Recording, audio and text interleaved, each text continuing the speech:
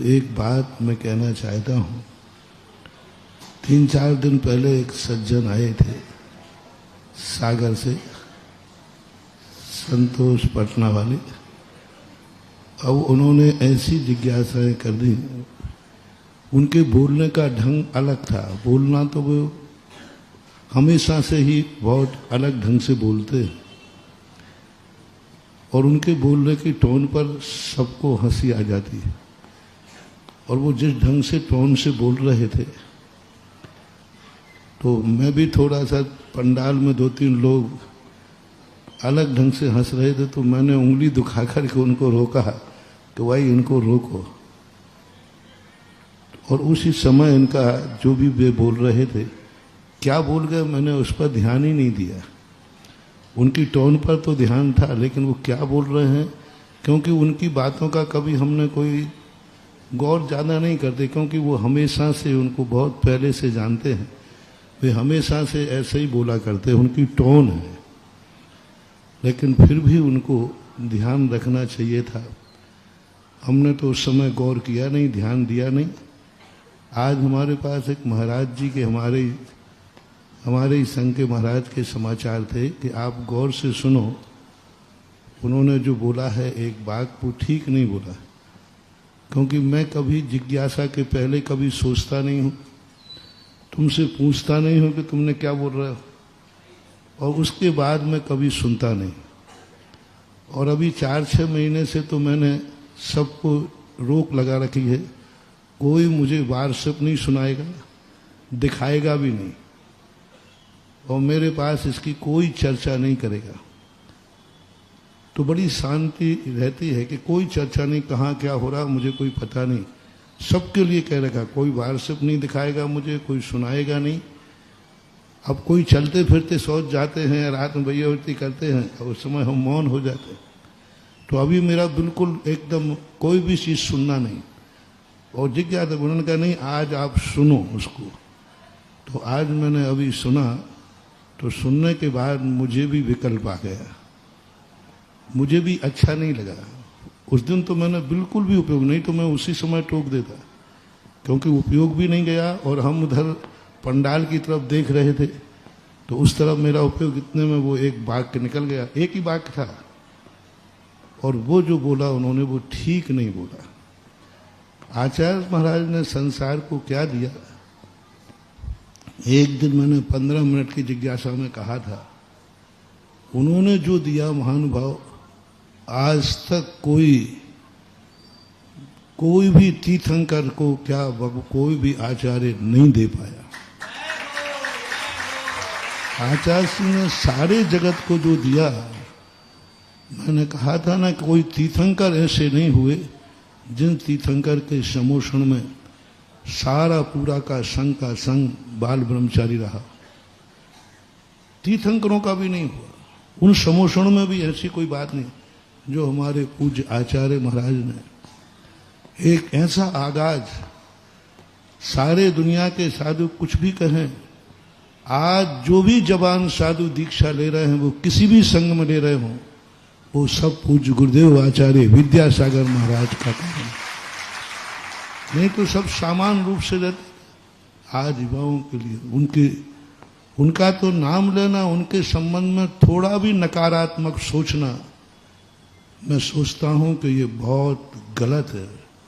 उनके संबंध में जो कहा जाता है वो तो मसीहा थे, सब तरफ से।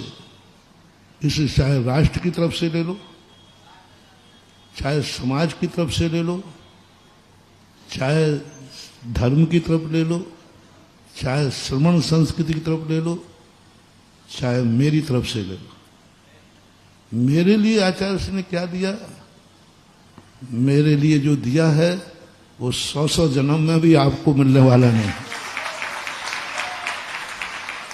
हजारों लाखों जन्म तक भी तुम्हें वो मिलने वाला नहीं जो पूज्य गुरुदेव ने हमें दिया। और तुम्हें मालूम है, जब भी गुरुदेव की बात आती है तो मैं किस ढंग से अपनी बात को प्रस्तुत करता हूँ, और किस ढंग से उनके बहुमान के लिए अंदर रोम रोम पुलकित हो जाता है। और उनकी प्रशंसा करने से मैं कभी थकता नहीं हूँ।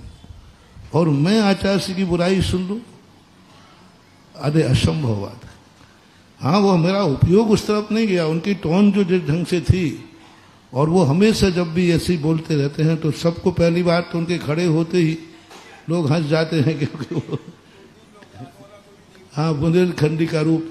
तो ऐसी स्थिति को लेकर के, लेकिन आज जैसे भी हो, चाहे भले उन्होंने किसी अभिप्राय से कहा हो, लेकिन जो कहा वह गलत कहा पूर्णतः। और उनके लिए इस प्रकार का शब्द आचार्य श्री के लिए कहना बिल्कुल सर्वथा अनुचित है, सर्वथा, किसी अपेक्षा से मैंने। और मुझे जब आज गौर से महाराज जी के कहने पर मैंने उसको गौर से सुना, 10 मिनट का है पूरा, मैंने पूरा सुना।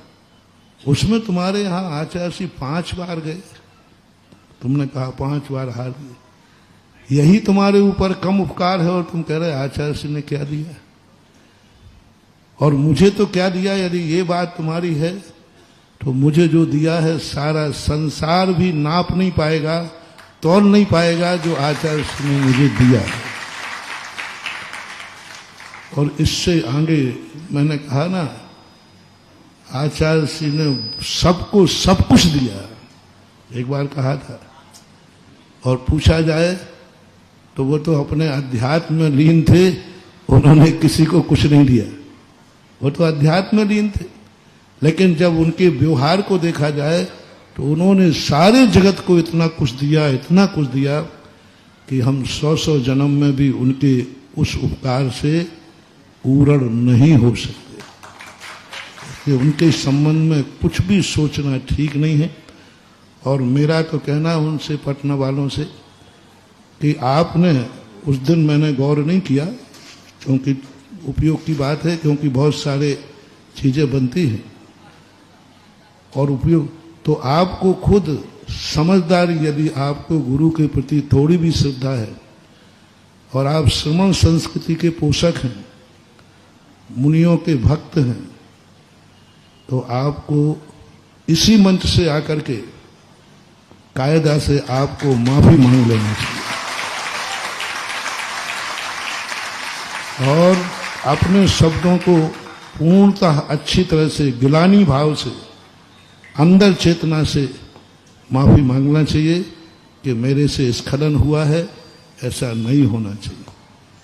मैं आपको सुनने के बाद थोड़ा विकल्प आया, इसलिए मैं आपको थोड़ा सा मौका देता हूं। और मुझे आशा ही नहीं, पूर्ण विश्वास है कि आप ईगो पॉइंट नहीं बनाएंगे। ईगो पॉइंट होता ना, प्रेस्टेज पॉइंट, प्रेस्टेज पॉइंट नहीं बनाएंगे। गुरु के संबंध में यदि थोड़ा भी अपना मन बिगड़ा है तो तुरंत उसका पश्चाताप, प्रायश्चित और अपनी क्षमा याचना का भाव कर लेंगे। मुझे विश्वास है कि आप इस बात को जल्दी जल्दी, जितने जल्दी आपकी अनुकूलता हो, उतने जल्दी आकर जिस मंच से आपको ने ये चूक हुई है, उसी मंच से आकर आपको सुधारना चाहिए।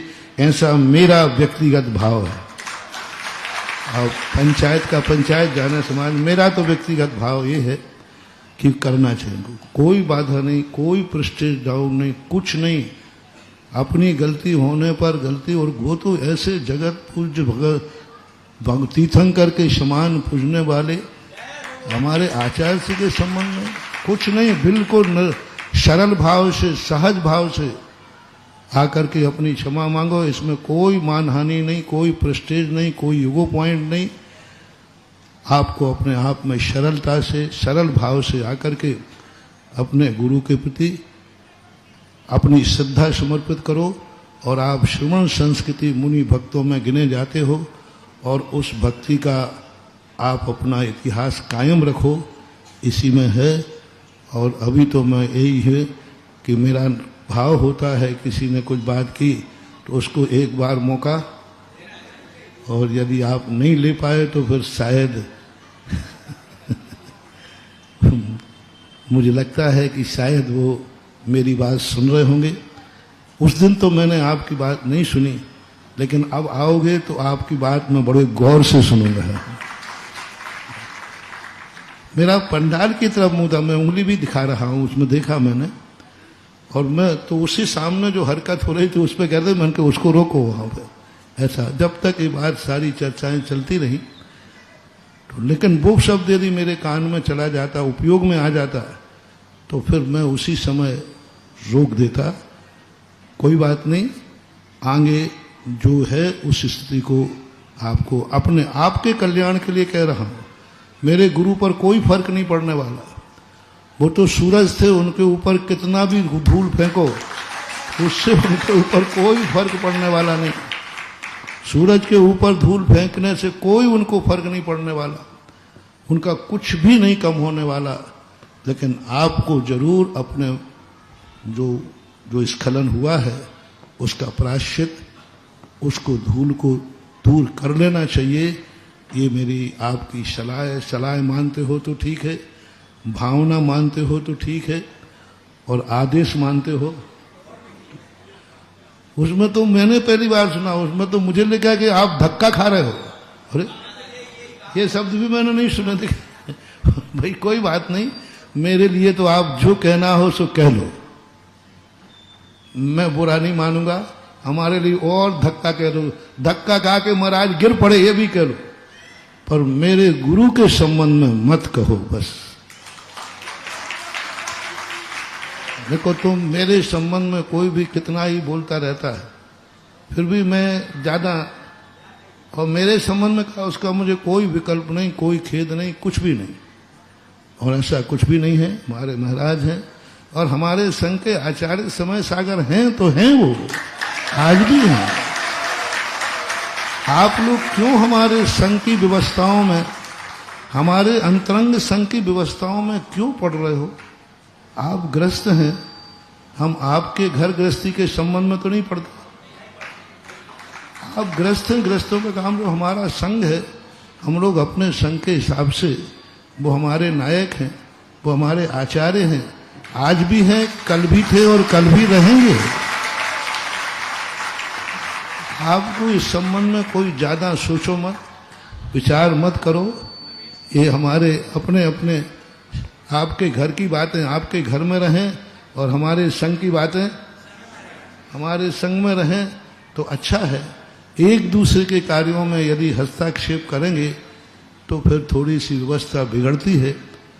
आज मैं बहुत सरल अच्छे भाव से पटना जी को, संतोष जी को मेरा कहना है कि आप आकर के और मुझे संतुष्ट कर दें कि आपने सरल भाव से मेरे गुरु के प्रति श्रद्धा व्यक्त की, लेकिन करना इसी मंच से है, क्योंकि अपराध भी जहां हो क्षमा भी वही ही, प्रायश्चित भी वही होना चाहिए, ऐसा मेरा व्यक्तिगत मत है। और अब देखो, अब जब ये, क्योंकि साधु कोई निमित्त पा करके ही कुछ शिक्षा लेता है, आप लोगों से मैं अब शिक्षा ले लेता हूं, है ना। ये है, कोई भी जिज्ञासा आज के बाद यहां विवादास्पद जिज्ञासाएं नहीं करोगे, कोई भी विवादास्पद जिज्ञासा, मात आगम की करो, स्वाध्याय की करो, कोई सामाजिक सुधार की है तो करो, राष्ट्र के सुधार की है तो करो, कोई राग द्वेषात्मक नहीं, कषायात्मक नहीं, व्यंग्यात्मक नहीं, नाम लेके नहीं। तुम नाम लेकर के करने लगे जिज्ञासा, ये जिज्ञासा का कोई तरीका थोड़ी। किसी की आलोचना नाम लेकर करना, नाम लेकर कर रहे, तुम्हारा इतना साहस बढ़ने लगा। नहीं, कोई भी जिज्ञासा किसी के आलोचनात्मक नहीं, किसी के नाम से नहीं, और कषायात्मक नहीं। जो भी जिज्ञासा होगी शास्त्र से हो, समाज सुधार के लिए हो और राष्ट्र सुधार के लिए हो, उसके लिए ये जिज्ञासा समाधान है। और इस जिज्ञासा के लिए और अब एक नियम बना लिया जाए कि जो भी जिज्ञासा आए वो पर्ची पे लिख के अपना विषय वस्तु दे दे कि आप किस विषय पे बोलोगे। अभी तक मैंने ये नियम नहीं बनाया था, अभी तक मैंने ये नियम नहीं बनाया था। पहले पर्ची पे लिखे, मुझे देखने की जरूरत नहीं है।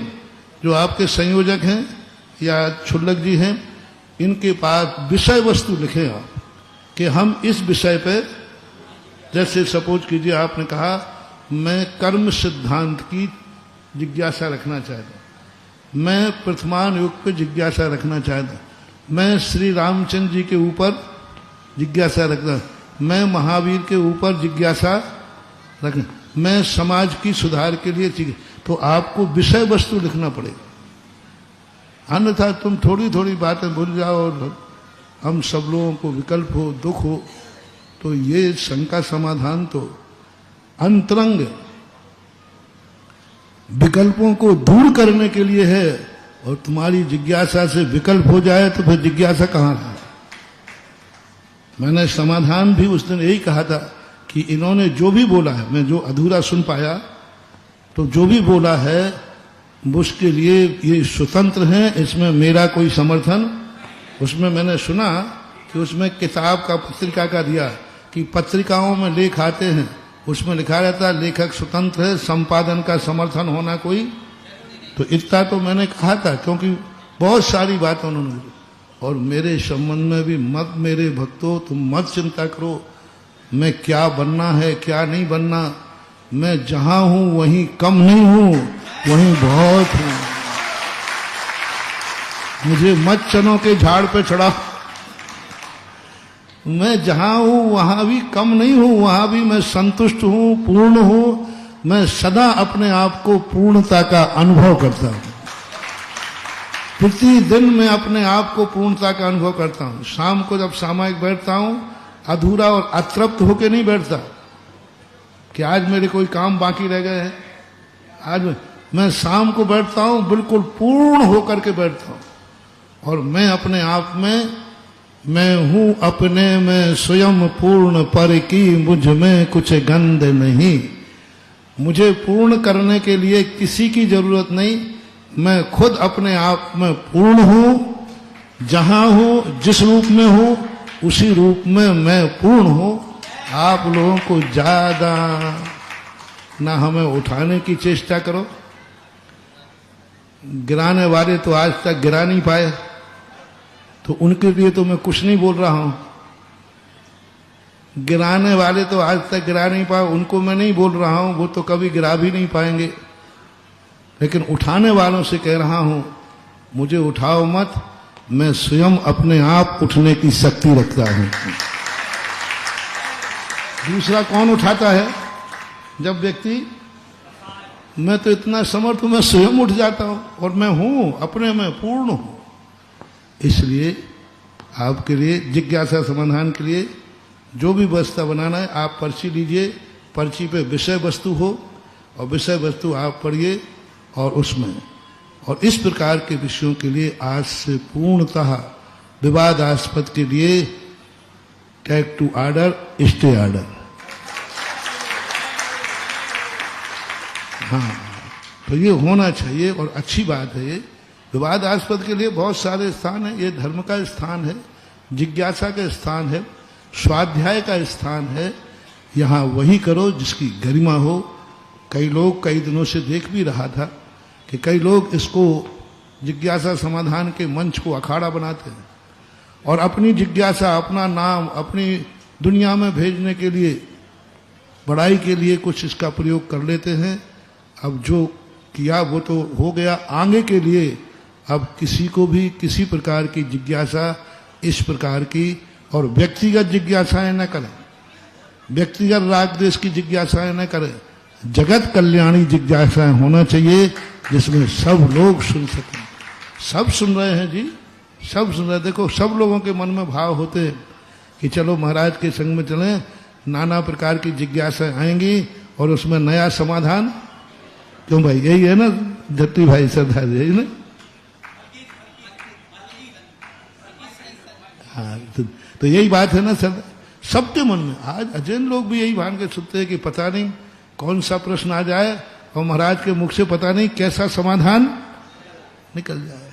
और 2 मिनट की जिज्ञासा होना चाहिए। 10-10 मिनट की जिज्ञासाएं करना कोई मतलब ही नहीं निकलता।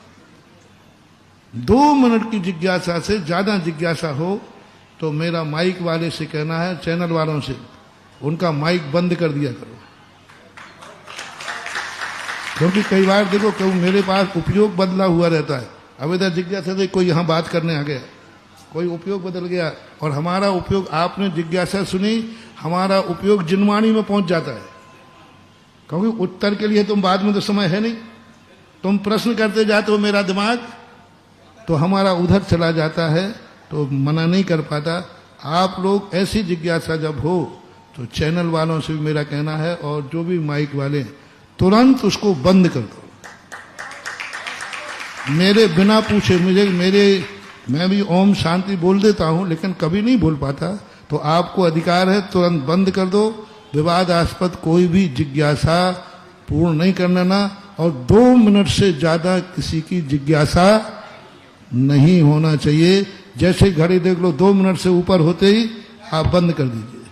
बारसप वगैरह तुम सोच रहे हो कि महाराज के पास पहुंच जाएगा, तो बारसप डालने वाले सुन लो, मेरे पास कोई बारसप किसी का 3-4 महीने से पहुंच नहीं रहा, और पहुंचाने की चेष्टा मत करो, आपकी मेहनत बेकार जाएगी।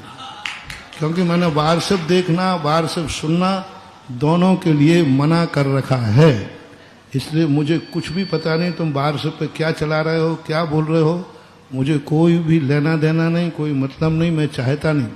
वो तो महाराज ने व्यक्तिगत मुझे कहा, इसलिए मैंने उसको पुनः सुन लिया, नहीं तो मुझे इतनी सुनने का टाइम भी नहीं।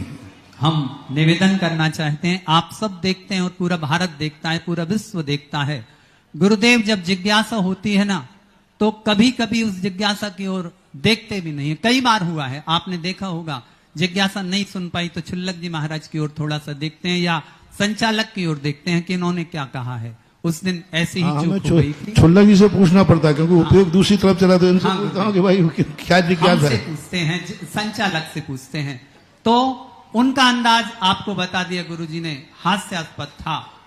अब वो क्या कहेगा ये गुरुजी ने सुना ही नहीं है। लेकिन एक बात हम कहना चाहेंगे, पूरे भारत में हम दिगंबर जैन पंचायत अशोकनगर और दिगंबर जैन समाज अशोकनगर की ओर से क्षमा याचना करते हैं, क्योंकि हमसे गलती हुई है, हमने कट नहीं कर पाया, सुन नहीं पाया। एक बार आप हमारी इस बात का अनुमोदन करेंगे। और जहां जहां जिन जिन लोगों को देखें, अभी हमारे गुरुदेव कितने करुणा से भरे थे, अगर गंगा इस समय पर होती ना तो बहने लगती, इतने करुणा से हमारे गुरुदेव ने शब्दों को कहा है। शायद इससे पहले इतिहास में ऐसा कभी भी नहीं होगा, कभी भी नहीं हुआ होगा, जब हमारे गुरुदेव, हाँ एक बार हुआ था, मुझे याद है, कुंडलपुर में जब आचार्य भगवंत के चरणों में गुरुदेव सुधासागर जी महाराज बैठे थे, तब वो गंगा जमुना वहां पर बही थी, आज भी वही बह रही थी।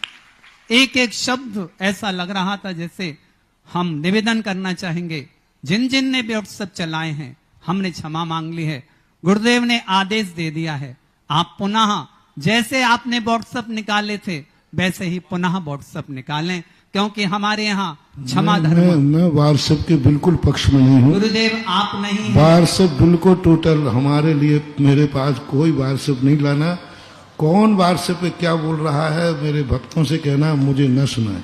हाँ। मेरे आचार्य जी ने एक बार कहा था, एक व्यक्ति ने कहा, कल ही परसों तो कहा था कि भाई किसी व्यक्ति ने आचार्य से संबंध में कुछ कहा, तो वो भक्त था, उसने कहा महाराज जी वो बाहर आपके संबंध में ये व्यक्ति बोल रहा था, तो आचार्य ने कहा भैया उसने बोला कि नहीं बोला पता नहीं, लेकिन तुमने जरूर बोला कि मेरे मन में आ गया, इसलिए अब चले।